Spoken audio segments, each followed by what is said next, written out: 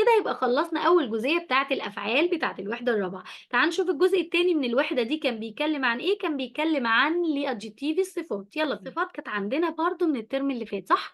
وكنا بنتكلم عن الصفات، تعالوا نشوف مع بعض كنا بنعملها إزاي لadjective. الصفات اللي كانت عندي كنا متفقين إنها بتنقسم لمجموعتين، مجموعة من الصفات بتنتهي بحرف الO ومجموعة تانية من الصفات بتنتهي بحرف الA. هو اشتغل الترم اللي فات أكتر على الصفات اللي بتنتهي بحرف الO وكملها لنا الترم ده في الصفات المجموعة اللي بتنتهي بحرف الA. لو تفتكروا صفة زي bello معناها جميل، alto معناها طويل، وهكذا صفات كلها بتنتهي بالO، piccolo صغير. كل دي صفات لو بصيتوا لها هتلاقوا أنتم حافظين أصلها بمعناها آخره حرف الO. باقول لكم إن الصفات دي أنتم تقدروا تغيّروا شكلها بمزاجكم على حسب فاعل الجملة. يعني أنا مثلًا لو باتكلم عن بنت هاقول بيلا، لو باتكلم عن ولاد هاقول بيلي، ولو باتكلم عن بنات هاخلّيها بيلي.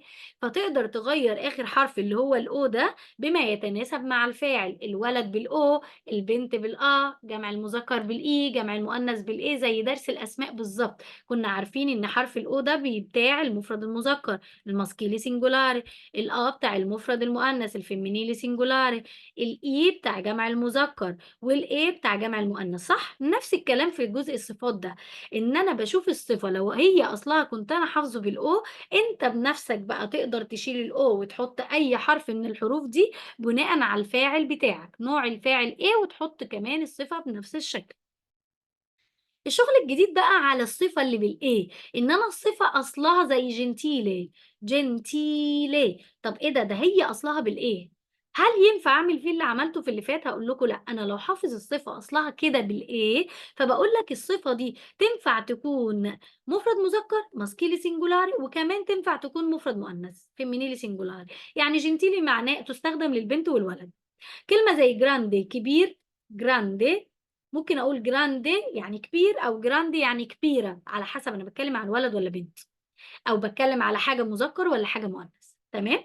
يعني الصفة لو هي بالإيه وأنا باحل في الاختيارات أعتمد إنها تنفع للولد والبنت في المفرد.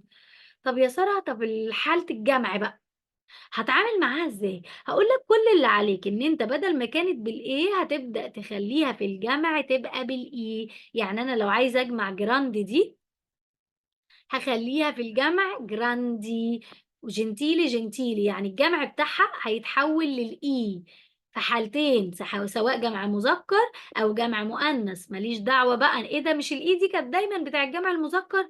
هاقول لك ده في حالة إن أصلها بالO. خلّي بالك من التركة دي كويس جدًا، أنا لازم أكون عارف أصل الصفة، وعلى أساسه أطبّق قاعدته. يعني أنا لو عارف أصل الصفة بالO هاطبّق قاعدته إنها تتغيّر بال4 أشكال. أنا عارف إن ده أصل الصفة بالA يبقى أنا عارف إنها في المفرد A وفي الجمع E، ما فيش حاجة اسمها مذكر ومؤنث، الاتنين صح، نفس الشكل ونفس الصفة تنفع للولد وتنفع للبنت، وفي الجمع تنفع لجمع المذكر وجمع المؤنث. فهنا gentile في الجمع هتبقى gentili، grande هتبقى grandi، ودي اللي بيلعب عليها في الاختيارات. تعال نشوف مثال كده، لو قال لي مثلًا باولو إيه نقط، وجاي لي بيقول لي belle والّا cinese، أي حاجة بقى هو بيحطها كلّها إيه وخلاص، والّا مثلًا مثلًا ألطيه، الناس بتروح باصة إيه ده، ده ال3 بالإيه، هاقول لك في الحالة دي لمّا يعملها هتتعامل مع الجملة إزاي؟ بكل بساطة يا جماعة، مش باولو ده ولد مفرد مذكر، أنا عايزة أطلّع من ال3 صفات دول مين اللي تنفع تكون مفرد مذكر، عشان كده هي بِل دي ارجع كده لأصل الصفة اللي أنت حافظها، دي بِل دي كان أصلها بِلّو، معنى إن كده بِلّو مفرد مذكر تبقى دي كده جمع المؤنث ما تنفعنيش. طب تشينيزي هي ليها أصل؟ لأ، ده هو ده أصلها. طيب يبقى دي تنفع معايا وتبقى دي إجابتي الصح. طب خلّونا نكمّل ألطي، ألطي أنا حافظها اسمها ألطو، في الحالة دي هي جاية هنا جمع. فأنا على طول عشان أحل سؤال كل الاختيارات شبه بعض، لازم أرجّع كل صفة لأصلها، وأبدأ أختار الصفة المناسبة للفاعل. الفاعل هنا مفرد مذكر، فأنا عايز الصفة اللي أصلها مفرد مذكر، مين في ال3؟ هالاقي تشينيزي بس. أمّا باللي طالما رجعت للمفرد بالO يبقى هنا جاية جمع مش مفرد. يبقى alt لو رجعت بالO تبقى جاية هنا جمع مش مفرد، أمّا التشينيزي هترجع تشينيزي يبقى هي دي فعلًا المفرد، فهمناها؟ يبقى جزء الصفات ده فهمناه، تعالوا نشوف التمارين عشان تقدروا تحلّوا عليه أكتر وتفهموه أكتر.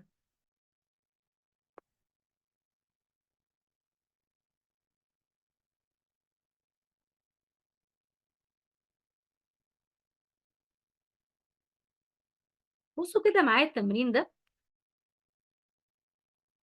أهو، من أول هنا numero 4 il film أنا طبعًا مكبّرة الصورة على قد ما قدرت بحيث الناس تبقى شايفة الصورة كويس. الفيلم إيه؟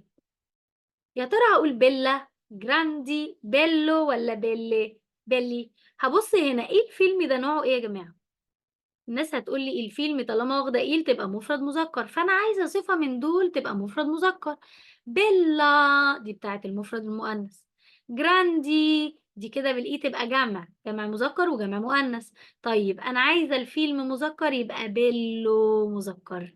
يعني مش شرط الاسم يبقى آخره أو عشان أختار شبهه أو، أنا باقول نوع الاسم إيه، مفرد مذكر هادوّر على الصفة بقى في قواعد الصفات المفرد المذكر. بيلي طبعًا هنا جمع ما تنفعش. رقم 2 لا كابيتالي عايز تعرف نوع الاسم صح بُص على الأداة. اللا دي أداة المفرد المؤنث يبقى الكلمة دي مفرد مؤنث. يا ترى عايزة هنا صفة مفرد مؤنث، أهو الحتة اللي كنت لسه باكلمكم عليها، ده كلّهم شبه بعض بالإيه، هابدأ أرجّع كل صفة لأصلها. هي grande هي كانت كده، هو ده أصلها يعني كبير أو كبيرة، طيب خلّيها على جنب دلوقتي. nuove جديد، بس هنا جاية أصلها nuovo يبقى دي كده جمع. بيلي أصلها بيلو يبقى دي جمع، طب بيكولي أصلها بيكولو يبقى دي جمع، يبقى الوحيدة اللي عندي مفرد مين؟ برافو عليكم جراندي، عشان ده أصلها ده شكلها الأساسي، وأنا محتاجة هنا اسم مفرد مؤنث، صفة مفرد مؤنث تناسب الاسم مفرد مؤنث. الناس لسه بدأت توضح؟ طب شوفوا كده الجملة اللي بعدها. il turista السائح نوعها إيه؟ بُص على الأداة il تبقى مفرد مذكر، يبقى أنا هادوّر على الصفة اللي مفرد مذكر، ممكن تكون صفة بالO وممكن تكون صفة بالA، بس خلّي بالكم لو هي بالO أنا حافظها بالO، لو هي بالA أنا حافظها بالA. طيب هنا simpatico الحمد لله ظهرت أول واحدة على طول، يبقى هي دي المفرد المذكر. طب تعالوا بصوا على الباقي دي جمع، ودي مفرد مؤنث، ودي جمع مذكر، يبقى ما ينفعوش. يبقى هنا إجابتي الصح هي simpatico. طيب le 2 donne le 2 أهي الأداة جمع مؤنث يبقى دي جمع مؤنث. عايزة صفة جمع مؤنث، جمع مؤنث يا جماعة، لو في الصفات العادية هتبقى جمع مؤنث بالA، لو في الصفات التانية الE صح؟ تعالوا نشوف الاختيارات. أول اختيار أمريكاني، إيه ده أهي أصلها أمريكانو تبقى دي كده جمع مؤنث تبقى هي دي الإجابة الصح من غير ما أكمل. طب لأ خلونا نكمل عشان الناس اللي لسه ما فهمتش. فرانشيزي معناها فرنساوي ده مفرد ما تنفعنيش. أمريكانو مفرد مذكر عشان آخرها أو ما تنفعنيش. أمريكانا مفرد مؤنث ما تنفعنيش، أنا عايزة أجمّع مؤنث femminile plurale يبقى أمريكاني. حد فاهم حاجة؟ طب يالّا هاسيبكم كده دقيقتين نطلع فاصل تكونوا أنتم وقّفتوا الفيديو حلّيتوا الكام جملة اللي جايين دول، ونرجع نصحّح مع بعض هتلاقوا الإجابات على طول قدّامكم على الشاشة.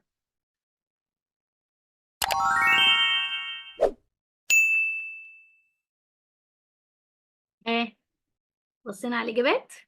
يا ترى عملناهم صح والّا غلط والّا فاهمينها والّا لسه؟ في ناس هتسألني طب إحنا ممكن نجيب الصفات دي منين؟ أو الصفات دي طبعًا يا ريت يكون أو أتمنى إن كل الناس يكون معاها طبعًا كتاب خارجي، يكون معاها مذكرة حد، يكون معاها طب أنا معييش كل ده وكنت راكن الإيطالي للدرجة دي، حرام عليكم يا جماعة والله، بس ماشي، أنا برضه هاعرض لكم دلوقتي على الشاشة شوية صفات ممكن تعملوا لها screenshot والّا حاجة، ولو عايزينها مثلًا تكون PDF أو ورقية أو أي حاجة ممكن تبقوا تتواصلوا معايا على الخاص وهابقى أنزّلها لكم، تمام؟ فأنا دلوقتي هاعرض لكم برضه الصفحة اللي مجمّع فيها الصفات، كل دي حاجات الوزارة منزّلاها يا جماعة، نشوف كده،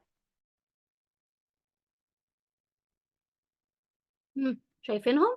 هي دي المجموعة بتاعة الصفات اللي بتنتهي بالإيه، اللي أنا لازم أكون حافظها كده قدّامي عشان أبقى فاهم إن دي تنفع للمذكر والمؤنث. المفرد يعني grande كبير أو كبيرة، facile سهلة أو سهلة، difficile صعبة أو صعبة، gentile وهكذا. مجموعة الصفات دي أنا لو مذاكرها كويس هاشوفها في الجمل، هابقى عارف إن ده أصلها، فأنا لو عايز مفرد هابدأ أختارها هي بكل تأكيد، لكن لو عايز جمع لازم أختار حاجة غير دول. يا إما الجمع بتاعهم إن أنا هالاقيهم كلّهم بينتهوا بحرف الإي، في حالة الجمع كلّهم هيبقى الإي والإي هنا هتنفع ولد وبنت، يعني جمع مذكر ومؤنث.